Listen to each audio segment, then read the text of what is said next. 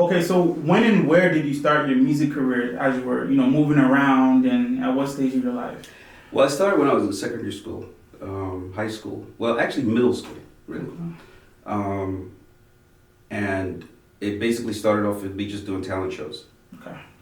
I went to a school in Nigeria that was really an American school called Essence International in Kaduna. Oh, wow. Essence International was owned by an American. It was run like an American school. In fact, they only introduced the Nigerian curriculum when we got to SS1, I believe. So there was a lot of art and creativity sort of infused. So the culture at the school was that you were doing something creatively, whether it's music, dance, playing an instrument, or some type of sport. There were a lot of extracurricular activities, right? Right. So talent shows, dancing, miming, and doing all that kind of stuff is kind of where it started for me. And then I started to, write my own music. Okay. Because I wanted to outdo some of the other guys.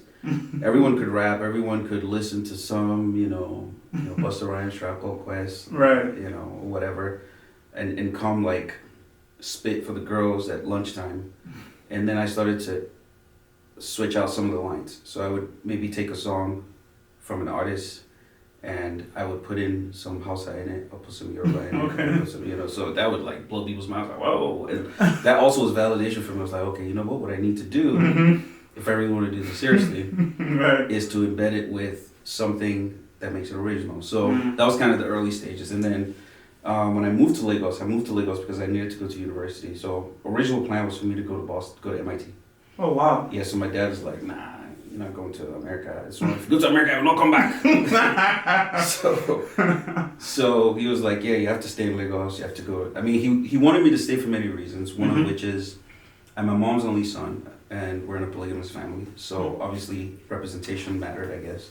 So he wanted me to stay. He also wanted me to stay because he owns a technology company, and he needed for us to run it. So I needed to stay back and run it with my brothers and whatnot. But I was really interested in that. I wanted to go. Like I wanted to go. So anyway, so I moved to Lagos, and when I moved to Lagos, it was such a huge culture shock for me because I had spent most of my time. I'd been to Lagos on holidays, but going somewhere on holiday and actually living there, right? Two completely different things. And then he also stripped me of all of the luxuries that I had. I used to drive to school when I was in secondary school. Like my last year in secondary school, I drove a car. You drove your car? Yes. Wow. To secondary school, like many other people in my school, if I remember correctly. But I get to Lagos and it's like, oh no, you can't drive. You have to learn to take the bus. You have to learn to do all these things. And it's extremely chaotic. So it's very, very stressful. Yeah. And then on the campus, there were so many things going on that I just wasn't used to. There was cultism, there were the gangs, there was just all kinds of stuff. So music became my escape, so to speak. So I'd just stay in the room, stay in the dorm room, put my headphones on, and just create music. Because that was the one happy place that I had in the midst of all of this chaos. And so that's how I started to make tapes that then started to sort of circulate on the campus. And then that's pretty much how KB and I kind of reconnected, because we went to secondary school together. Oh, okay. In Kaduna, yeah. So, and his dad also forced him to come to UNILAG. Okay. And so we reconnected and we started making some music. And while we were making music, we started to meet other people that made music. And that's how we met Freestyle. Wow. And so that's how we started Trybesmen.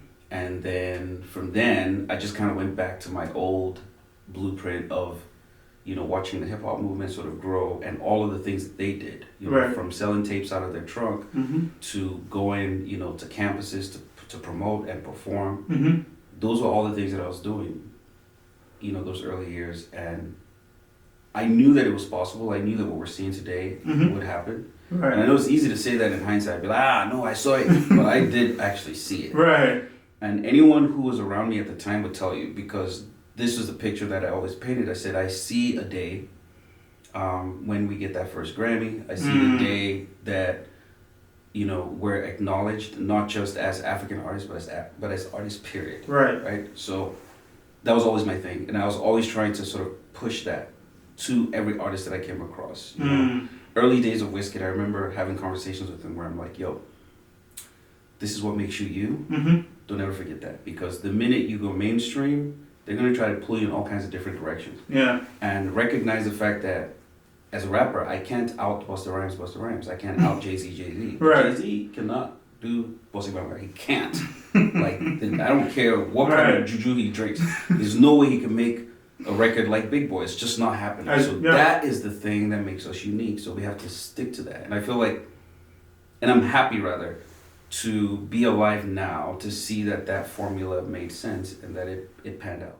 For more DXR media content, follow us on our socials. More content's on the way.